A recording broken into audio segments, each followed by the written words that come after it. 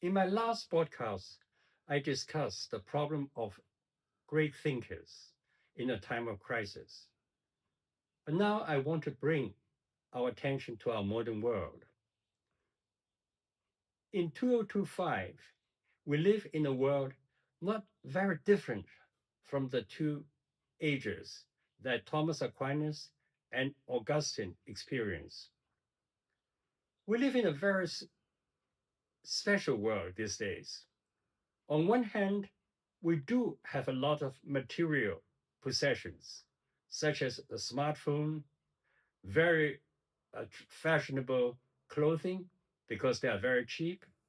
We can go to good restaurants. We could do international travels. So, in a way, our generation does benefit from the modern technology of the century.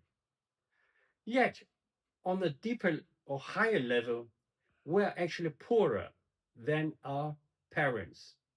It is a known fact that it is almost impossible for people all over the world, that is, young people, to purchase properties or houses. In many countries, there is a growth of youth unemployment. In many countries, there is the fear of the collapse of the pension system. There are no longer secure jobs in the world. Then, while the big firms, the giant corporations, are making huge profits in the stock market, they're laying off thousands of people. Finally, with AI, it meant that there might be a structural change in the economy of the world. It means that there will be no entrance level workers. And people who are used to believe in good jobs and security and the middle class life will find themselves without work, not just for a short time, but perhaps even permanently.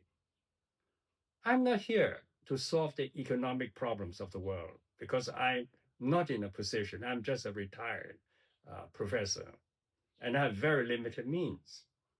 I don't have a political party, or I don't control the media. Yet I feel that I have to say something.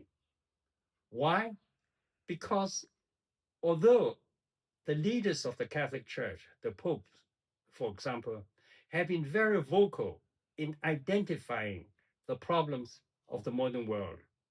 He asks us to look after the weak and the poor. He asks us to help the migrant workers.